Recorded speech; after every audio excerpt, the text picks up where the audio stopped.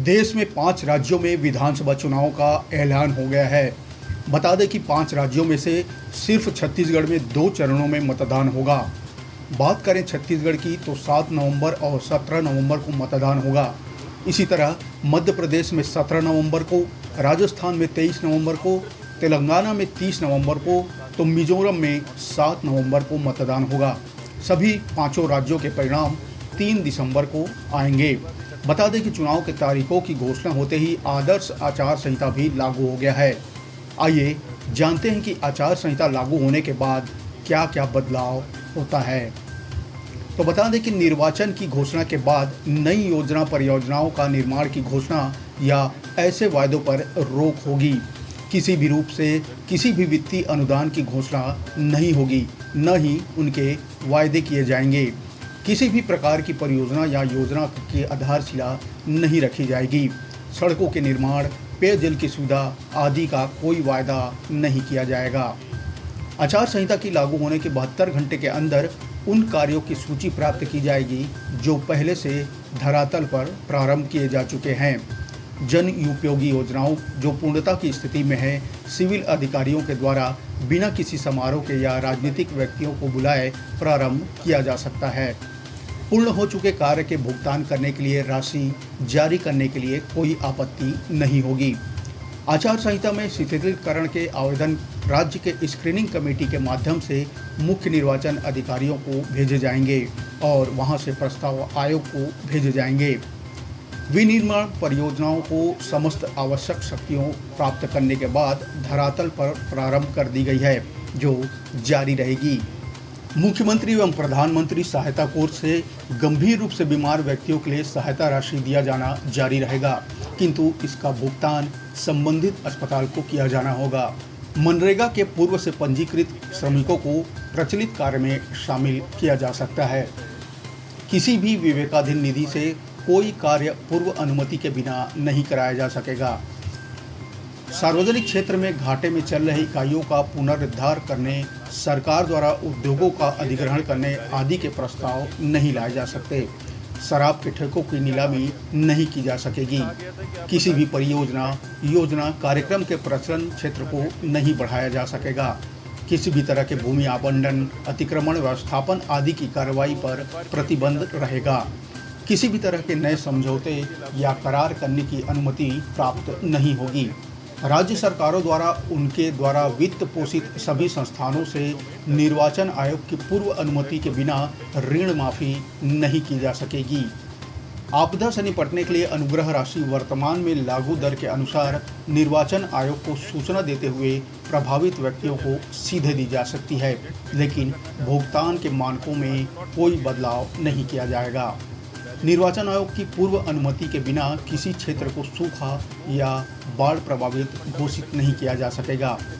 प्रधानमंत्री या मुख्यमंत्री राहत कोष से व्यक्तियों के समूह को कोई भी सहायता देने के लिए निर्वाचन आयोग की पूर्व अनुमति आवश्यक होगी।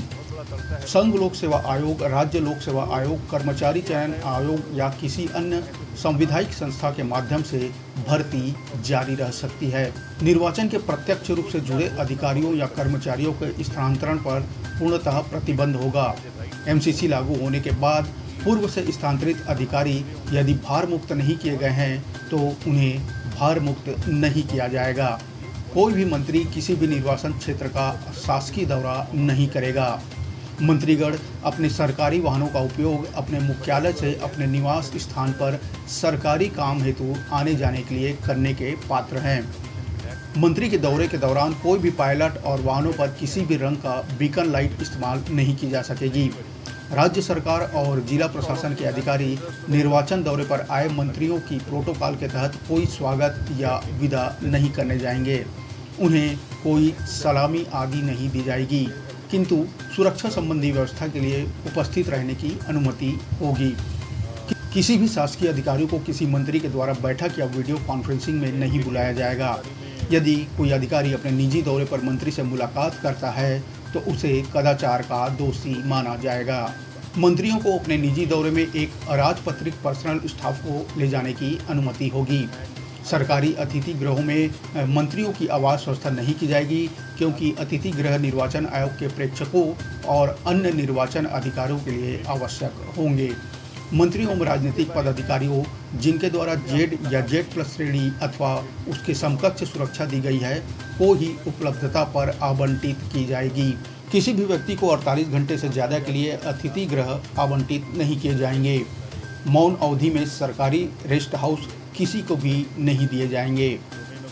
आयोग ने यह निर्देश भी दिया है कि इस अवधि के दौरान प्रधानमंत्री, मुख्यमंत्री एवं अन्य राजनीतिक पदाधिकारी जो राजनीतिक रूप से सक्रिय हैं के छाया चित्रों को सरकारी भवनों में प्रदर्शित नहीं किया जाना चाहिए। सांसद और विधायक निधि से दिए गए पानी की टंकियों, एम्बुलेंस आदि वाहनों पर उनके नाम लिखे हैं तो राज्य के ऐसे वाहनों पर प्रतिदर्शित MP, MLL को नाम से ढका जाना चाहिए। सभी शासकीय वाहन, सिटी बस आदि से भी ऐसे फोटो को हटाने चाहिए। दिवंगत राजनेताओं की फोटो यदि है तो उन पर कोई आपत्ति नहीं होगी। मतदान केंद्रों पर यदि कोई राजनेता की फोटो या कोई चुनाव आदि का चिन्ह है तो उसे ढक देना चाहिए। माननीय सर्वोच्च न्यायालय ने 2014 में राजनीतिक दलों द्वारा रैलियों में राष्ट्रीय ध्वज के उचित उपयोग की अनुमति दी है। कोई भी व्यक्ति ऐसा कोई भी निर्वाचन परिचय या पोस्टर मुद्रित या प्रकाशित नहीं करेगा जिस पर इसके मुद्रक और प्रकाशक का नाम और पता न दिया गया हो। कोई भी नया लाइसेंस MCC अवधि में जारी नहीं किया जाएगा। MCC अवधि में सभी आर्म्स आदि का परिवहन प्रतिबंधित रहेगा। प्रिंट और इलेक्ट्रॉनिक मीडिया दोनों का प्री सर्टिफिकेशन अनिवार्य होगा। अभ्यर्थी की 3 वाहनों को छोड़कर सभी अनुमति समाप्त हो जाएगी। लाउड स्पीकर की अनुमति समाप्त होगी। मतदान केंद्र के 100 मीटर के भीतर कोई प्रचार नहीं किया जाएगा। कोई भी व्यक्ति मतदान केंद्र के आसपास हथियार लेकर नहीं चल सकेगा। कोई भी मंत्री या सुरक्षा प्राप्त व्यक्ति मतदान केंद्र में प्रवेश नहीं करेगा जब तक वह स्वयं अभ्यर्थी न हो। मतदाताओं का परिवहन प्रतिबंधित रहेगा। कवि सम्मेलन, मुशायरा आदि का आयोजन किया जा सकेगा, लेकिन इनमें कोई राजनीतिक भाषण नहीं होगा। छठ पूजा में तालाबों की सफाई पूर्ववत जारी रहेगी। दशहरा पर्व में भी सभी भाग ले सकेंगे, लेकिन कोई राजनीतिक भाषण नहीं होगा। सभी SST अधिसूचना जारी होते ही सक्रिय हो जाएंगे। और वो डिस्क्लोजर्स पब्लिक को इन्फॉर्म चॉइस लेने के लिए होनी चाहिए। Commission has already issued this circular, this performer had done the political party consultation.